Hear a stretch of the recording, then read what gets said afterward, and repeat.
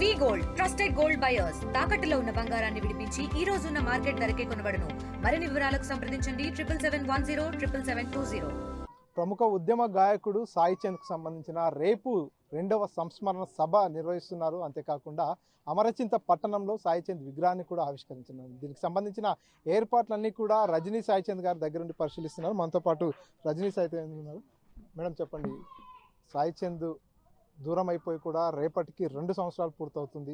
ఆయన గుర్తుగా ఈ గ్రామంలో విగ్రహాన్ని ఏర్పాటు చేయడం, ఈ సంస్మరణ సభను పెడుతున్నారు. ఎన్ని గంటలకు విగ్రహావిష్కరణ ఉండబోతుంది? ఈ సభకు ఎంతమంది జనాలు వచ్చేటటువంటి అవకాశం? ఒకటండి, మొదటి నుంచి కూడా సాయి చంద్ వచ్చిన నేపథ్యం అనేది ప్రతి ఒక్కరికి తెలిసిందే. ప్రజా ఉద్యమాల నుంచి ఇటు తెలంగాణ ఉద్యమం నుంచి మొదలు పెట్టుకుంటే అంబేద్కర్ వాదాన్ని చాలా బలంగా వినిపించిన వ్యక్తిగా, అంతేకాకుండా రాజకీయ క్షేత్రంలో కూడా సాయి చంద్ ఎలా పనిచేశాడు అనేది రాష్ట్ర ప్రజలందరికీ తెలిసిందే.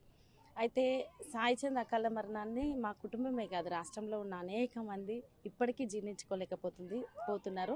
2 ఏళ్ల సమయం గడిచిపోయింది.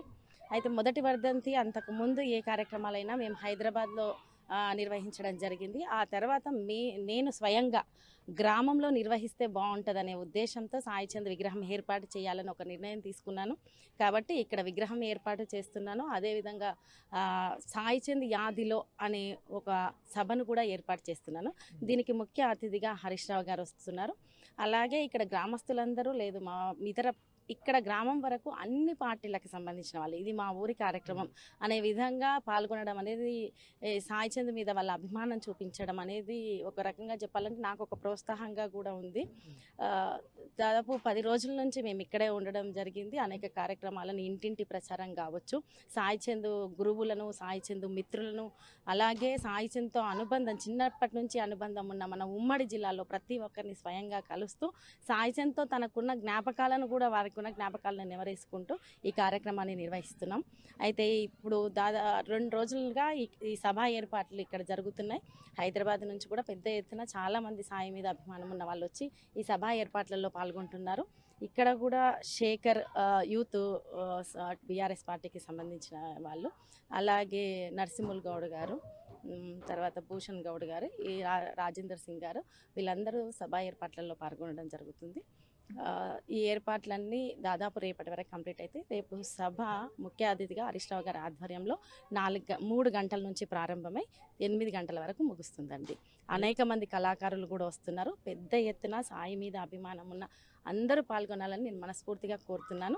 మీడియా మిత్రుల సహకారం కూడా పూర్తి స్థాయిలో ఉంది. వాళ్ళకి కూడా ప్రత్యేకమైన ధన్యవాదాలు. మీరు ఇంటింటికి తిరిగి గ్రామంలో అంతా పర్యటించి ఒక్కొక్కరికి పాంప్లెంట్ ఇచ్చి కూడా ఈ కార్యక్రమానికి రావాలని ఇన్వైట్ చేశారు. అప్పుడు ప్రజల నుంచి వచ్చినటువంటి స్పందన ఎలా? నేను 2003లో ఒక రకంగా చెప్పాలంటే సాయితో అప్పుడు నాకు స్నేహం మాత్రమే. ఆ సందర్భంలో అంటే మా ప్రయాణం మొత్తం అందరికీ తెలిసిందే, స్నేహం, ప్రేమ, పెళ్ళి, ఆ తర్వాత జరిగిన సంఘటనలన్నీ తెలిసిందే. 2003లో ఈ గ్రామానికి వచ్చినప్పుడు ప్రతి ఒక్కరిని సాయితో అనుబంధం ఉన్న ఇక్కడ ఎన్నో పద్మశాలీల కుటుంబాలు కావచ్చు, అదేవిధంగా కుమ్మరి, బీడీలు చేసుకునే కార్మికులు, అంటే అన్ని కులాలకు సంబంధించి అన్ని కుల వృత్తులకు సంబంధించి మిళితమైన మండలం ఇది. అయితే ఇక్కడ జరిగే అందరినీ అంటే అన్ని కార్యక్రమాల్లో కూడా నన్ను ఇన్వాల్వ్ చేస్తూ అప్పుడు అందరినీ పరిచయం చేయడం జరిగింది. ఇంటింటికి వెళ్ళినప్పుడు మా సాయి చంద్ గారి భార్య, అమ్మ మీరు వచ్చారా, మీరు చెప్పాలా మాకు, ఇది మా కార్యక్రమం, మా అన్న కార్యక్రమం లేదు, మా కొడుకు కార్యక్రమం అని చెప్పి వాళ్ళు చూపించే ఆదరాభిమానం అనేది నేను ఎప్పటికీ మర్చిపోలేనిది. ఒక రకంగా చెప్పాలంటే ఎప్పుడో 2003లో నేను వచ్చిన సందర్భాన్ని కూడా గుర్తు చేస్తూ, గుర్తుకుందా అమ్మ ఇట్లా మా ఇంటికి వచ్చారని చెప్పేసి భోజనం చేశారని, అటువంటి సందర్భాలని కూడా గుర్తు చేస్తూ మరొక్కసారి సాయితో, ఈ ఊరితో నాకున్న అనుబంధాన్ని కూడా గుర్తు చేశారు. చాలా గొప్పగా రిసీవ్ చేసుకుంటున్నాను. సో ఈ స్కూల్లోనే సాయి చంద్ చదువుకోవడం జరిగింది. అలాంటి తాను చదువుకున్న స్కూల్లోనే తన సంస్మరణ సభను ఏర్పాటు చేయడం ఎట్లా అనిపించింది? ఒకటండి, సాయి చంద్ పుట్టింది అమరచింతలో, వాళ్ళ అమ్మగారిది ఆత్మకూరు. అమరచింత ఆత్మకూరు అనేది ఒక రకంగా చెప్పాలంటే హైదరాబాద్, సికింద్రాబాద్ జంట నగరాలు ఎలాగానో అమరచింత ఆత్మకూరు కూడా అదే విధంగా ఉంటాయి. ఈ స్కూల్లో ఇప్పటికీ సాయి చంద్ గురువులు నిత్యం మన ఊరి నుంచి వెళ్ళిన అబ్బాయి ప్రపంచ వేదికల మీద కూడా తెలంగాణ ప్రజా పాటల్ని పాడి వచ్చిన సందర్భాన్ని పిల్లలకు చెప్తుంటామమ్మా మేము అని నాతో చెప్పడాన్ని కూడా నేను గర్వంగా ఫీల్ అవుతున్నాను. మొన్నటికి కూడా వాళ్ళ గురువు లాస్ట్ టైమే సాయి చంద్ గారు వచ్చి మాకు శ్రీరామనవమి సందర్భంగా ఇక్కడికి వచ్చినప్పుడు వచ్చి మా బ్లెస్సింగ్ తీసుకొని వెళ్ళారు. అంతలోపే ఇలా జరగడం అనేది, అంటే 2 years బ్యాక్ ఇలా బ్లెస్సింగ్ తీసుకొని వెళ్ళారు.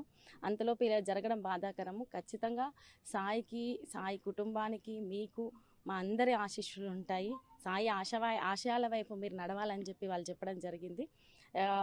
ఇదే స్కూల్ గ్రౌండ్లో తెలంగాణ ఉద్యమ సందర్భంలో ధూమ్ధామ్ వేదిక నిర్వహించడం, అప్పుడు సాయి చంద్ పాల్గొనడం అనేది, అప్పుడు సాయి చంద్తో పాటు నేను రావడం అనేది కూడా జరిగింది. అంటే ఉద్యమ వేదికల మీద ఎన్నోసార్లు సాయి చంద్ పాట పాడడం చూసాం, కానీ సాయి కోసం ఒక వేదిక ఇలా ఉంటుంది అనేది ఎప్పుడు కలగనలేదు. అది దురదృష్టకరం, బాధాకరం. తను చదువుకున్న స్కూల్లో ఇది జరగడం అనేది, అంటే అభినందన సభలు జరుగుతాయి అనుకున్నాం, కానీ ఇటువంటి సభలు జరుగుతుందని అయితే అనుకోలేదు. సాయి చంద్ చదువుకున్నటువంటి పాఠశాలలో తనకు సంబంధించిన అభినందన సభలు లాంటివి ఏర్పాటు చేస్తారనుకున్నాం, కానీ తన సంస్మరణ సభను ఏర్పాటు చేస్తారని కలలో కూడా ఊహించలేదు. ఏదేమైనా రేపు విగ్రహావిష్కరణ కావచ్చు, ఈ సభ ఏర్పాటు చేస్తున్న నేపథ్యంలో అటు సాయి చంద్ అభిమానులు కావచ్చు, స్థానిక ప్రజలంతా కూడా పెద్ద ఎత్తున రావడానికి ఇంట్రెస్ట్ చూపుతున్నారు. రేపు సాయి చంద్ అభిమానులంతా కూడా పెద్ద ఎత్తున ఇక్కడికి రావాలి, సాయికి సంబంధించి జరుగుతున్నటువంటి సంస్మరణ సభలో పాల్గొనాలంటూ కూడా రజనీ సాయి చంద్ గారు కోరుతున్నారు. కెమెరా పర్సన్ నర్సింగ్ రెడ్డితో Manikanta, RTV, Mahabub Nagar. For latest updates on India Pakistan, download our TV Live app